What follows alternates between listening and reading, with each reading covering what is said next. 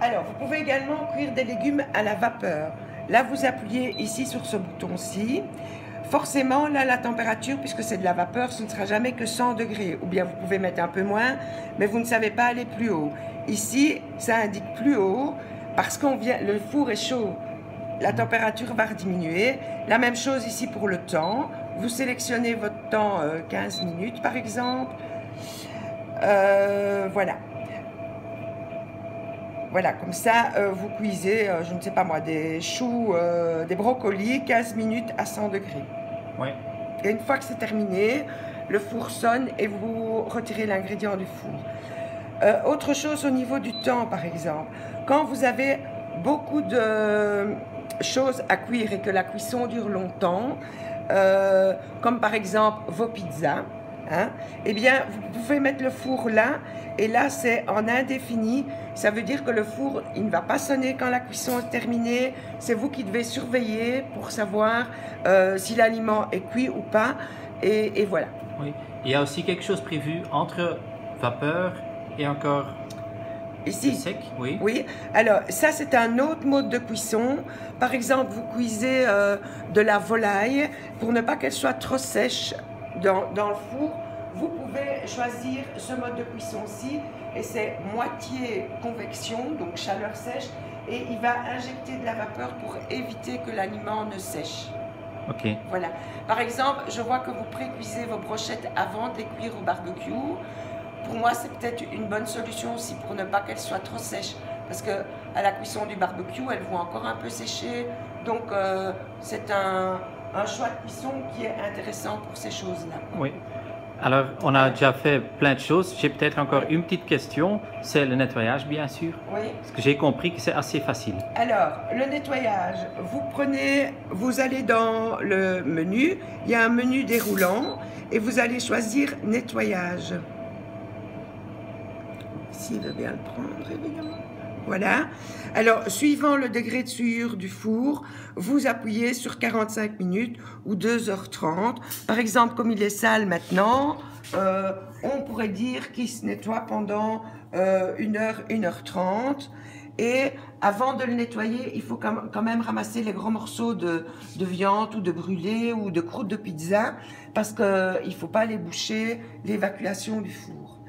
Alors, une fois que vous avez choisi votre temps de cuisson, vous fermez bien la porte, vous poussez sur moyen par exemple, et puis vous poussez sur démarrer et le nettoyage va se faire automatiquement. Et est-ce que c'est quelque chose qu'on doit faire chaque jour? Non. Moi, je pense qu'une fois par semaine, suivant le degré de souillure, c'est pas mal, quoi. C'est bien. Maintenant, si vous avez cuit du poulet et que ça a éclaboussé partout, c'est peut-être bien de ne pas recuire et recuire la graisse. Donc, ce jour-là, vous pouvez le faire, quoi. Ok. Ça va? Alors, autre chose également, il y a des programmes qui sont déjà dans l'ordinateur. Et par exemple, vous avez dessert, je pense que c'est dans celui-là, voilà. Vous qui cuisez souvent des croissants au four, vous appuyez sur croissant et vous pouvez, non, croissant, et vous pouvez choisir température normale, voilà. Donc ça va cuire de façon médium, donc pas trop fort, ça va pas brûler, et le temps de cuisson va être de 20 minutes. Même chose, vous mettez vos croissants dans le four, vous faites démarrer, ça va être chargé, le four va préchauffer. À un moment, vous allez voir charger le four, vous mettez vos croissants dans le four et puis de nouveau, vous poussez sur démarrer. Si vous voyez par exemple que vos croissants sont trop cuits, vous pouvez encore également changer le temps. Hein. Si vous jugez qu'après 15 minutes c'est suffisant, vous pouvez changer et le temps se change. Oui. Mais je ne vais pas changer le temps parce que on l'a déjà, vous l'avez déjà testé et on m'a dit que c'était très bien. Donc je ne change pas. On va aussi mettre dans le menu les programmes automatiques qu'on utilise, comme ça c'est facile pour notre responsable. Voilà. Et alors, ce qui est bien aussi, c'est par exemple dans Programme, là on peut vous avez déjà les lasagnes qui sont indiquées. Donc on l'a mis nous-mêmes et on l'a téléchargé, voilà, donc vous pouvez mettre des lasagnes et le temps de cuisson, même chose. Vous pouvez encore modifier les températures et le temps si vous jugez que c'est pas cuit assez. Ok, je pense que on peut alors l'utiliser. Voilà.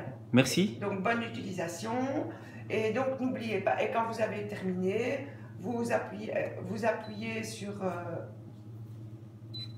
0 ici pour l'éteindre.